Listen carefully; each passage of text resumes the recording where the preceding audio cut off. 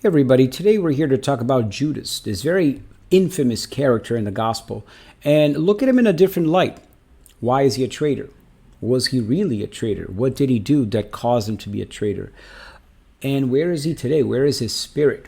Here at Spirit Reflections, we examine a lot of topics like philosophies, sciences, artists. We talk about different religions, different paths, including reincarnation, for example, which we'd like to talk about in this context of Judas. Did he reincarnate after he was Judas? And if so, how was that reincarnation based on what he did in the gospel? Does the gospel tell the entire story? Or might there be other sources that we're not aware of that can put the pieces of the puzzle in a better way for us to get a clearer, more complete picture of this character?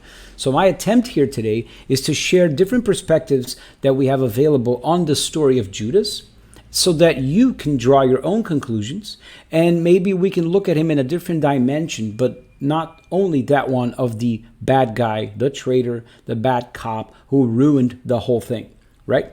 So looking at this, we'll also be able to draw upon some of the things that we do in our own lives that we regret, that causes us to say, oh man, I wish I hadn't done that. And then we spend so many days with guilt trips and just torturing ourselves over it. And looking at the concept of forgiveness, how we can forgive ourselves the way that Judas was forgiven by the person that he apparently betrayed, Jesus himself. And with that understanding, be a little kinder, a little more merciful and gentler to ourselves and to our fellow men. And then we'll see the future lives of Judas after he finished that one. So where is this information coming from? So the sources are here from a very famous medium in Brazil, perhaps the most famous medium in Brazil and probably one of the most important and prolific mediums in the 20th century, Francisco Cândido Xavier, also affectionately known as Chico Xavier. Now, why is this man so important? Because unlike most mediums, he never earned $1 from any of his mediumistic work. And this guy didn't make it past the 3rd grade. He was semi-illiterate, came from a very humble background. And yet, he was able to channel more than 465 books. That's right, you heard me correct. 465 books that talk about all kinds of spiritual afterlife topics, just as scientific, very complicated, advanced concepts on medicine, as well as beautiful novels that are historical, dramas that talk about the intertwining incarnations of different people and families that come back in different lives, in different dramas. And all of this he gave away for charity. He gave away the rights. He never earned $1 from any of his works. Not only that, he channeled hundreds of thousands of letters to the parents of who had lost their children. Many parents came from all over the world to his little hometown to seek some kind of message from their deceased children who had parted, or from deceased family members, and he always saw all of them, welcomed all of them with generosity, with kindness, with a humility that was second to none. And in this way, he became one of the most beloved humanitarian Brazilian individuals to live in the 20th century. So the source of the information we're going to talk about today on Judas comes from a book called The Good News, which has not been yet translated to English on the date of the recording of this video, but it will be soon. And this was something that was published in 1940, and it's a few chapters that are taking specific parts of the gospel passages and they're expanding. So the Sermon of the Mountain, the moment that Jesus taught the Our Father prayer, the story of Mary Magdalene in full detail, and other important moments in the gospel. In this book, The Good News, the author brings us a much bigger behind the scenes look at what was happening the day before. What were the apostles arguing over with Jesus? What were their concerns that formed the context of the important passages that were actually written down by the evangelists and made it to this day? So this helps us to understand the story of Judas in a much greater detail and greater depth. And you'll see that the spirit author who channeled this information through the automatic writing of Chico Xavier was a very famous journalist who had died only 3 months before and already was presenting himself to the medium to work and dictate several books which he did And for us who understand some of these spiritual laws and study it, the fact that a person can arrive in the spirit world and already 3 months later begin to actively help and be of service demonstrates that that spirit was very mature, very evolved, and had lived a very light life in many ways that allowed him to arrive in the spirit world and recover from the transition of death very easily and effortlessly. So this story of Judas that we're going to talk about happens in this book, The Good News. And so the author takes us to Palm Sunday, that Sunday before the crucifixion, when Jesus is welcomed into Jerusalem, mounting on a donkey, and he's greeted by this crowd with this feverish enthusiasm. Our king is here, and this just tremendous excitement all over the place. And this artist's painting here very accurately shows the internal state of mind that Jesus was in. You can see that he's sort of staring out into the afar and not really connecting with the feverish enthusiasm of the crowd. Now, the apostles were here present, including Judas, and Judas was always worried about taking advantages of the gospel so that the gospel message could spread more quickly. And he always found ways to captivate the interest of the crowd in order to allow the apostles and the work that Jesus did to penetrate all areas of society. He was always looking for opportunities in that way. And so at the end of this entrance of Jesus into Israel, Jerusalem on Palm Sunday, he's walking with James in the afternoon sun, and they're like sharing some impressions. And the Spirit author zooms us into this dialogue that's happening. And Judas is basically sharing with James. He's very distraught. He's anxious. He's impatient because he's just witnessed a great opportunity to take over the crowd's enthusiasm and have everybody look at Jesus and say, man, this is the guy. Listen to his message. He could be our next king, our next ruler. We can finally, once and for all, be done with these Romans. And so he had this excitement and this impatience in wanting to convince James. And he's talking with James, and James, on the other hand, is super calm, super serene, super wise in what he's answering Judas. And the gist of the dialogue basically goes like this. Judas goes, James, I'm not sure that Jesus is cut out for this. He's extremely humble. He's extremely kind, merciful. I don't doubt for a second all the love he has in his heart. But he doesn't seem to understand how the human game works of power and politics and taking advantage of the timing of situations, like the way the crowd was so joyous in receiving him, and he seemed to not care at all. He was just mounted on that donkey and almost like he wasn't even there. And James basically saying, well, but we don't need another revolutionary. We've had a lot of those before. He understands our hearts and the human journey much more than you and I do, Judas. So let's trust him. Let's have patience. And Judas is not convinced. He keeps insisting. It's like, well, I need to talk to the authorities in Jerusalem, to the Pharisees, to the Roman tribunes and the representatives of Caesar, because Judas knew all these people. He was a merchant. Unlike the apostles who were from the Galilee region, he wasn't from that region. He came from another part of Israel. He came from a merchant family, so he was used to dealing with money, with trade, with commerce, and he knew very wealthy and important people. And in his mind, as an entrepreneur that he thought he also was in charge, by the way, of the money bag. So at no point do we see here that the apostles looked at Judas in a way of mistrust or suspicion, but he definitely was different from the other apostles, but just as useful and just as committed to the gospel mission as the others were. And so as he's walking here with James, he's not being convinced. And James is trying to tell him, listen, man, relax. Jesus knows best what the outcome is going to be. But Judas is saying, listen, I don't agree. I'm actually going to go talk to the authorities. And I'm actually going to talk to the Pharisees and the doctors of the law in Jerusalem, in the Sanhedrin, so that we can convince them to be welcomed to welcome Jesus and to have Jesus in different people's homes and important gatherings and events, because the mission of the gospel, if we leave it only in Jesus's hands, he's only going to be preaching to the poor, to the widows, to the criminals, to the people filled with leprosy and diseases, and these people are not important in society. They're the outcasts. You can't spread a gospel mission by only preaching to these people. And in Judas's mind, he says, I don't notice that Jesus is interested in going after the rich ones, the famous ones, the important people in our society. Those are the people with the power to open doors, to make change, and to accelerate this gospel mission that we have here.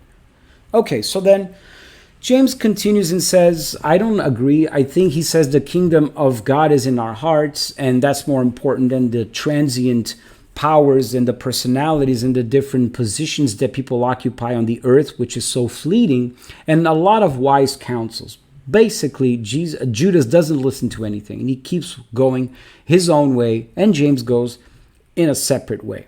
Now, the next day is Monday, and it's the day that Jesus is walking with the disciples in the Bethany region, and it is also the day when he's going to enter a house.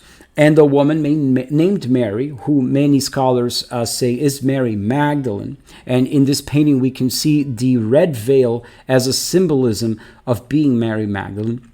Now, in contrast to Judas, we have Mary Magdalene. These two characters in the gospel tend to be looked at as suspicious, as transgressors, as outcasts. Mary Magdalene was there with Jesus the whole time, even though the apostles didn't consider her a true apostle, because she was a woman, because she was a free, independent, wealthy woman who didn't choose to get married and be obedient to a husband and subjugate herself to the ways that women were supposed to be like, act like at the time of the gospel. She was against all these things. She was a very strong, very wise, powerful woman.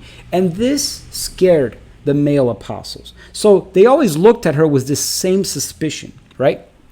But Mary Magdalene had done such an inward journey of self-healing, of opening her consciousness and becoming aware of her spiritual nature. In fact, this expelling of 7 demons that we hear in the gospel, a lot of the scholars of spiritual science are going to say that what this actually means is she did a cleansing of her 7 chakras, or her 7 spiritual bodies. Those that are into theosophy are going to study the 7 bodies that our spirit has, between spirit, mind, physical body, spiritual body, emotional body, psychic body, astral body, and so on. So she, in such a short period of time, had a profound transformation, and she could see in her intuition, she could feel that Jesus was going to be killed, that his end was near. And instead of trying to do what Judas was trying to do, which was become impatient and start calling a lot of people and trying to accelerate something that Jesus didn't want to accelerate, Mary went the opposite way. She went inward. She accepted and understood that his time had come. And so what she does on this Monday is she brings a very, very expensive fragrance, an oil, and she drips the oil all over Jesus's body in a way of embalming him. Now, this ritual of embalming was very well known at the time.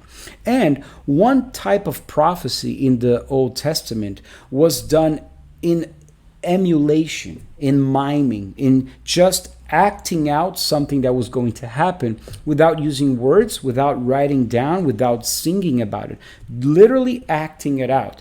So what Mary was basically doing here in a very ritualistic, ceremonial way, from a very heartfelt manner, she was honoring this man who had taught her so much, who had liberated her in so many ways, who had expanded her consciousness so much. And because she could feel in her heart his end was near and there was nothing she could do about it, she was honoring him by preparing his body for burial. Now, all the people that were there, including Judas, who saw this, understood that she was displaying something saying to everybody, this man is going to die. This man is about to be dead, and I'm preparing him for that. Some would even go as far as say that the ointments that she had, that she poured, had the abilities to numb, anesthesia, in order to prepare Jesus for the crucifixion, to resist the pain better. So Judas and some of the apostles that are looking at this, they become outraged because they say this is such an expensive ointment and you just wasted it when we could have sold it and bought food to help the poor. And Jesus turns and says, well, she's actually doing a great deed here. And as long as this gospel is preached all over the world, in all the nations, her name will be remembered. So they became quiet, but Judas storms out. And this is one more thing that really enrages him. And he makes the decision inside himself and said, today I'm going to go talk to the political and the religious authorities in Jerusalem that represent the Roman Empire and the sovereign of the Jews, the doctors of the law in the Sanhedrin. And I'm going to come up with a plan so that we can accelerate the expansion of this gospel, because if we leave it to Jesus, it's only going to be to the poor, to the sick, to the needy, and those people have no power in society, so the gospel is never going to go anywhere. So unlike Mary Magdalene, who displayed that intuition and connected with her inner self and was able to work with the situation presented before her, Judas does the opposite. He becomes enraged and he goes out to try to open doors forcefully.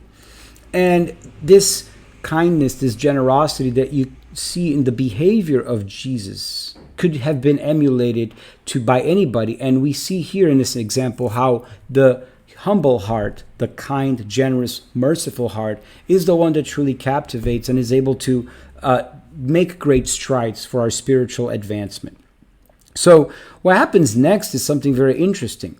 The gospel, the written gospels don't really mention a lot other than Judas going to the Sanhedrin, negotiating a 30 pieces of silver in exchange of getting Jesus to be arrested. And then they go, Jesus gets arrested, and then after that he's questioned by the authorities. He does not submit to the authorities. He's then whipped and crucified. Now, what the gospel does not mention is that Judas did try to negotiate a plan with his friends in power that Jesus would be arrested, and at that arrest he would be able to display some of his miraculous powers, some of his abilities to heal, and then they would release Jesus in exchange for nominating Judas the main authority or the designated representative of the gospel mission for people in the positions of power. So basically he wanted to be recognized as the chief executive officer, the CEO of the gospel enterprise. And anything that had to do with the authorities and the people that were wealthy and the donors and all of those earthly negotiations, he would be the CEO who would be negotiating between the apostles with Jesus and with the people of power. That was the bargain. So after he's arrested and when he begins to be whipped, Judas realizes, okay, this didn't work, has gone too far. And he went back to try to talk to the people in power, his friends, but they just smiled at him ironically, because what they really wanted was for Jesus to go away. He was causing too much trouble, too many distractions. The crowds were getting too energized with his ideas, and all of his ideas posed a big threat to the establishment and to the powers that be at the time. In many ways, Jesus' message is revolutionary to this day. And of course, if he was here in 2021 on planet Earth, pretty much I think the same would happen. That happened 2,000 years ago. But back to Judas. Judas desperately tries to free Jesus in something that he realizes has gone too far, and he's powerless because he goes after everybody. Nobody listens to him. And he goes even back to the apostles, who at this time are all hiding, except for the women, Mary Magdalene, Mary, Jesus' mother, and John the Evangelist. Other than them and a couple of more people, connected to John of Arimathea. All the other apostles are hiding in fear because they fear being arrested and persecuted and killed as well. But he still seeks them out, and he notices that they look at him with a silent disapproval, because James did warn him, don't do anything crazy, or don't do anything that Jesus might not want us to do. Let's trust in his wisdom, right? So what he notices is that there's nothing that they could have done, nothing else left to do. He decides to kill himself. He doesn't see any other way out. And so he does commit suicide on Friday of the crucifixion. Now, one thing that becomes very interesting in the Gospels is that we don't know what happens with Jesus between that Friday evening when he's crucified to that Sunday morning when he appears before Mary Magdalene in the tomb early in the morning.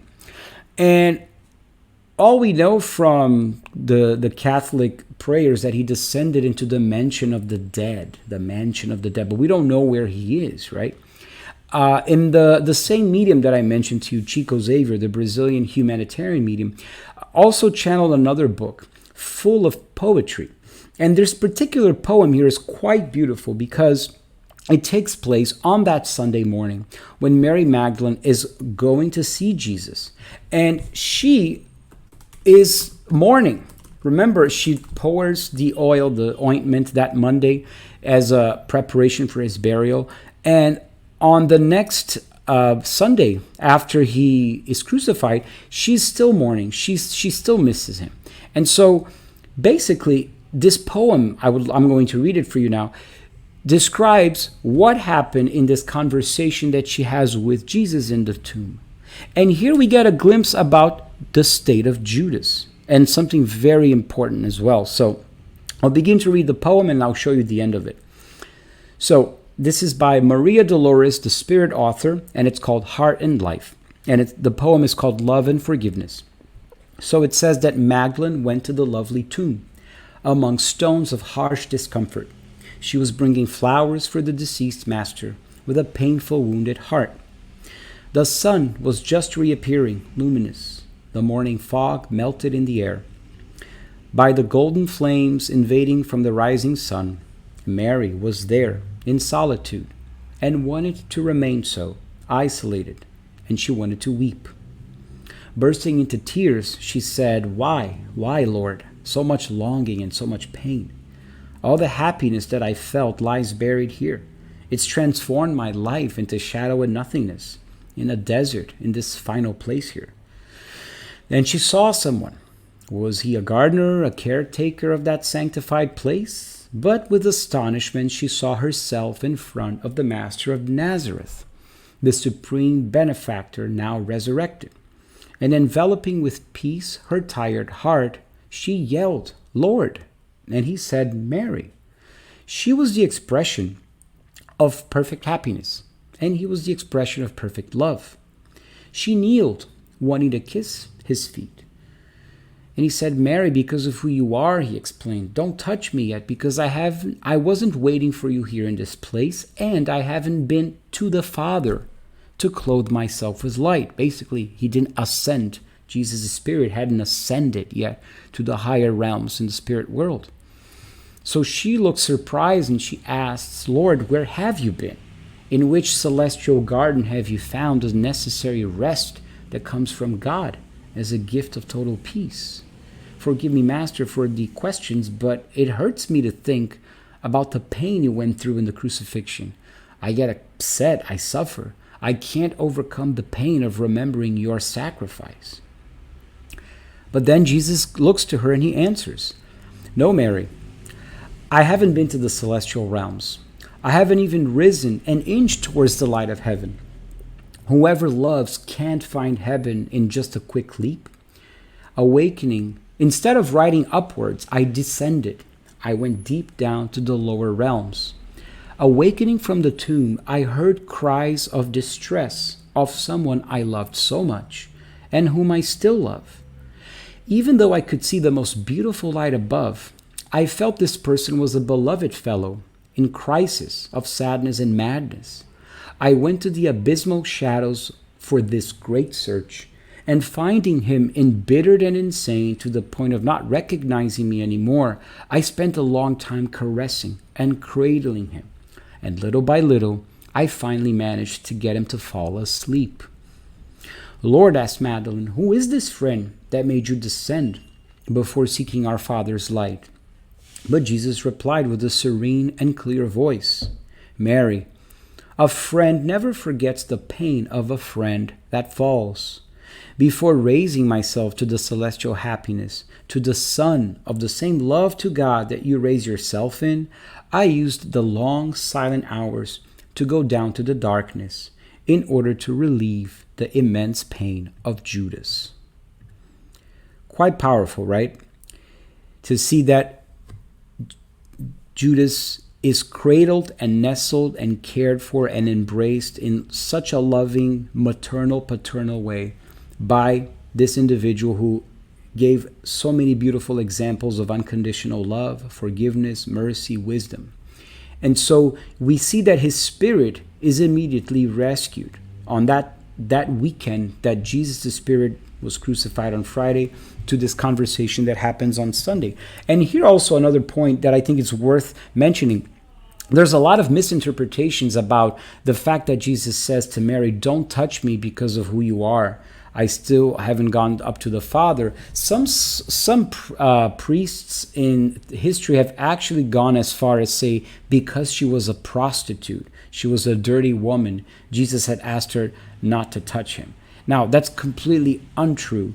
And in fact, there is no mention anywhere in the Gospels that Mary was a prostitute at all. This came later in the Middle Ages because, again, the patriarchal, male-dominated society wanted to get rid of the feminine, wanted to diminish, wanted to subjugate the feminine, the female, in every way, shape, or form. To this day, this happened. And Mary Magdalene was a personification of independent womanhood, autonomy, powerful, courageous, and a person that would not obey and be reduced to a servant of her husband. So she, in a way, was a prostitute. But Jesus was filled with this very heavy energy from being in the very low regions of the spirit world.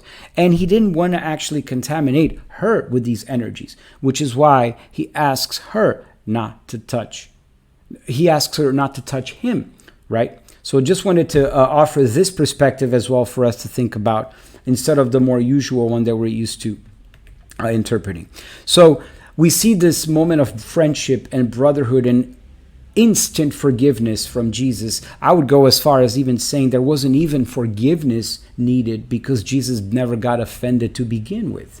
When he appears in the Garden of Olives at night in Gethsemane to arrest Jesus, Jesus turns to Judas and in a very kind, humble way says, my friend, why are you here? So there was never any moment of pain and hurt and betrayal that came from Jesus's heart, right? So because we look at the spiritual life and spiritual understanding, we include reincarnation in this. And reincarnation, by the way, is a whole other conversation we can have in another video. But basically every single philosophy, religious tradition, and spiritual science in humanity throughout history, no matter where in the world, does look at reincarnation as a central theme that makes sense, including Christianity. Now, the Christianity that survived to our day was the Christianity of religious, organized religions, and not the primitive Christian teachings that were alive in the first 300 years of the history of Christianity.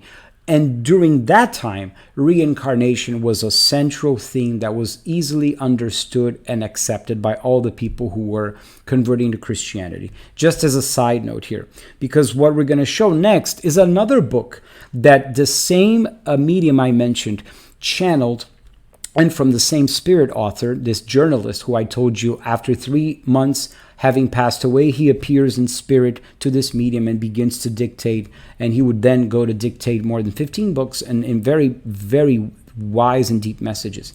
In 1935, he writes a book called Chronicles from Beyond the Grave. And these are basically interviews that he has with many important spirits in the spirit realm, including Marilyn Monroe, by the way. Very interesting interview that he has with her. And he has an interview with Judas because he goes to a region in the spirit world near the area of Jerusalem in Israel. And in the spirit realm, time doesn't occur in the same linear way that we are accustomed here in this three-dimensional reality. So they're able to transport themselves back in time so that he could feel, perceive, and experience the Jerusalem of the time that Jesus was alive. And that's what he wanted to do. So he goes into the setting near the area in Jerusalem where the river Jordan River is. And he's surprised to find a man that's sitting there by a rock who's looking quite nostalgic, and he's like he's almost in meditation, reflecting, and he approaches the man. But before he approaches, he realizes that the essence of the spirit was incredibly powerful. A lot of light, a magnitude of love and tenderness and evolution that he could sense came from this spirit.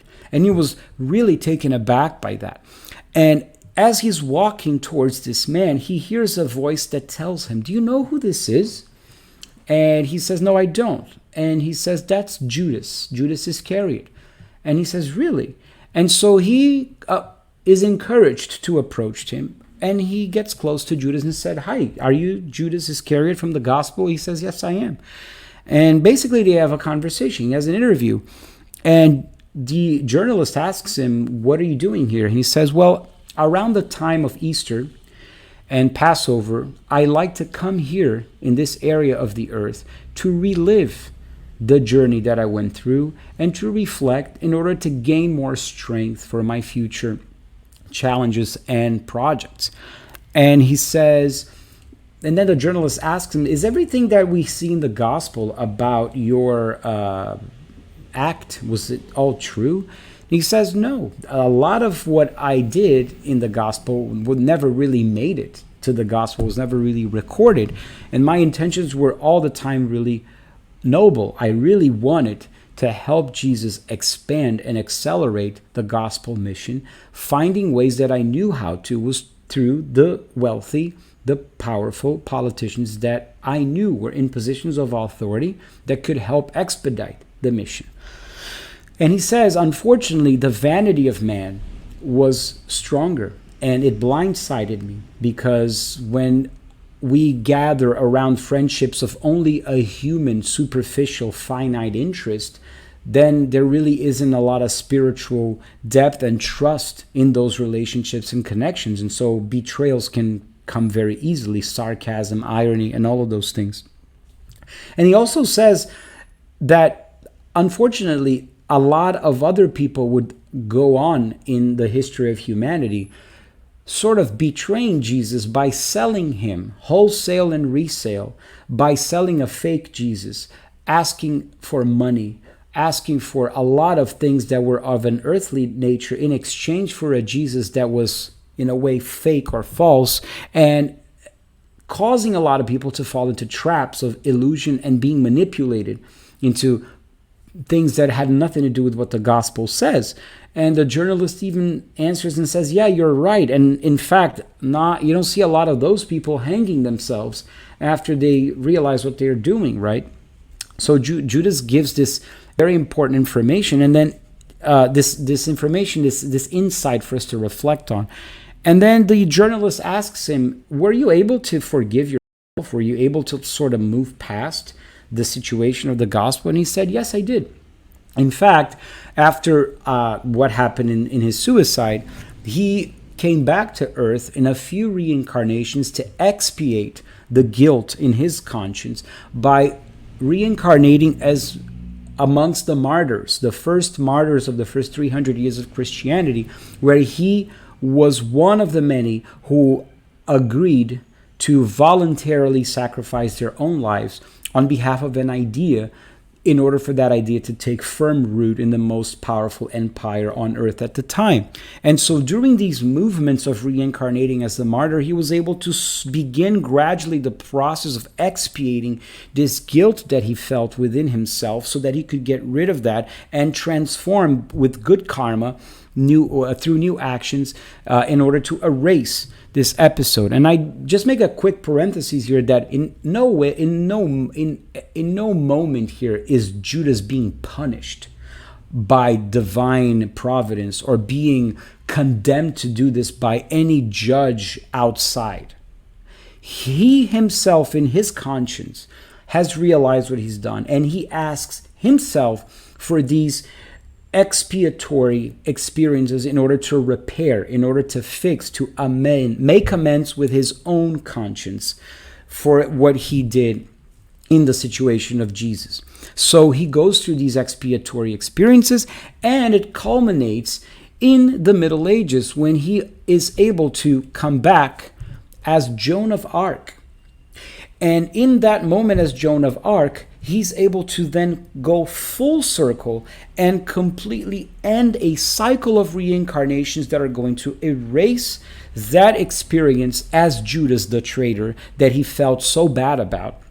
And by redeeming himself in the position of Joan of Arc, he's able to emulate pretty much verbatim the same steps that Jesus encountered, being betrayed, arrested, tortured, and killed. He experiences that himself, Judas, as Joan of Arc, being betrayed, arrested, questioned, tortured, and killed. And it's interesting that you see one of the accusations that the Inquisition has against Joan of Arc was that Joan of Arc used to dress like a man. And if you haven't seen a movie about the history of Joan of Arc, this one here is a really good production with this actress Lily Sobieski. Now, watch this movie with the lens and the understanding that Joan of Arc is the reincarnation of Judas. And through that perspective, check out everything that happens in Judas's life and Jesus's life and compare it with what happens with Joan of Arc's life, and you'll see how things are like a mirror. They happen in the same way. So, as Joan of Arc is executed and burned alive, the spirit that inhabited the personality of Judas, the many reincarnations as a martyr, and inhabited the personality of Joan of Arc, that spirit is able to reach a pivotal point of conclusion from these cycles of reincarnations. And then he's able to ascend to a much higher realm. And the journalist that's interviewing him says that he comes from a region that is of such tremendous bliss and so elevated, which is where a lot of ascended masters live, including Christ. So this goes to show us that forgiveness exists, reincarnation exists, mercy exists, and those are all far more powerful than anything we do wrong. So that a person like Judas can be in the same place as a saint who we pray for, or as a spirit guide, or as a archangel, and he can be part of this group of beings who are actually actively helping us humans on our earthly journey here. So I wanted to just end our conversation about Judas tonight by offering this beautiful picture of the manger and a reflection on the fact that we inhabit in this physical body temporarily, and we adopt this personality full of ego-related connections. So I am a male guy who is bald, who is talking to you in English, who is 5'8", and it's all of these things that make me believe that I am these things, or the story about my identity is connected to all of these things.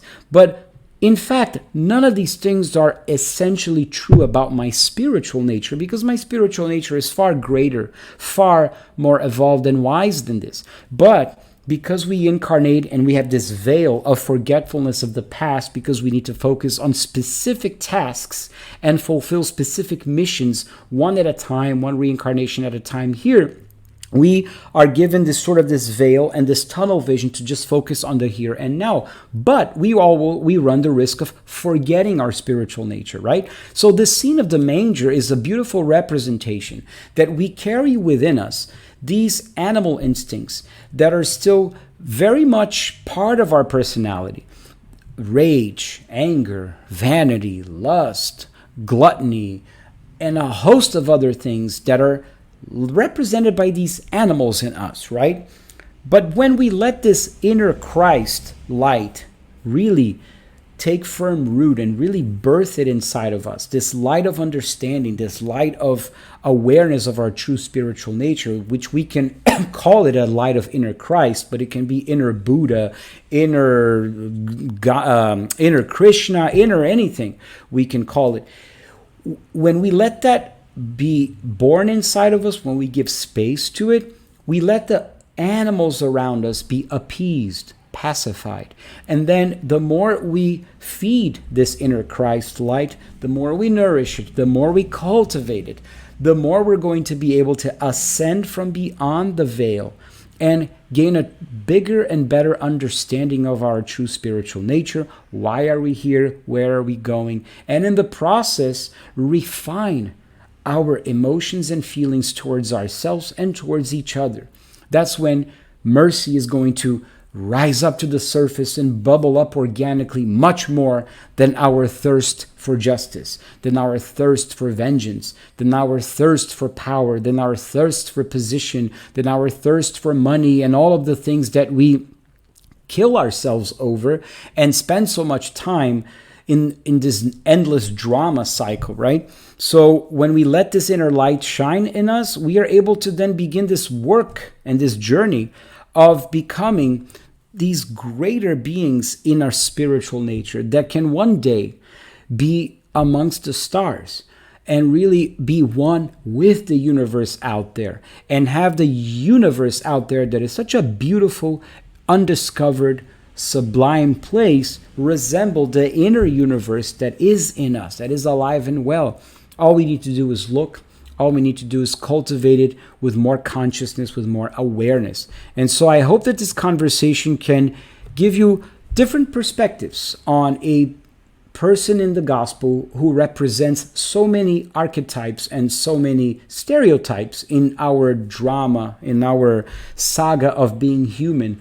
And hopefully we can look at Judas with the same level of mercy, empathy, understanding, compassion that Jesus looked from the very beginning. And in that way, we can also look at the inner Judas in us, the inner Mary Magdalene in us, and reconcile those parts of ourselves, embrace ourselves, and be able to appease our minds and bring more beauty in our journey. So if you like this content, I ask you to like and subscribe to the Spirit Reflections channel on YouTube, and I hope to see you next time in another conversation.